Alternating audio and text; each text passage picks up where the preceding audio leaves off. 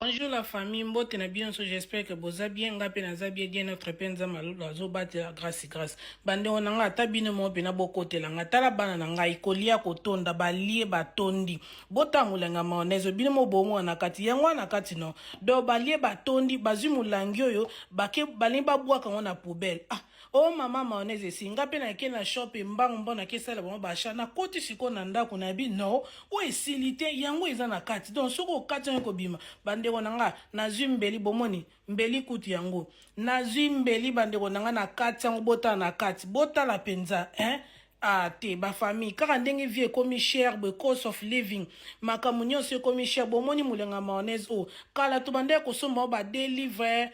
ba délivrer mais lelo onde bomoni ngo be 4 livres 50 donc na valeur ya dollar ekoza ba 5 dollars no ba 6 dollars na euro ekoza ba 5 euros et quand mulengo de bomo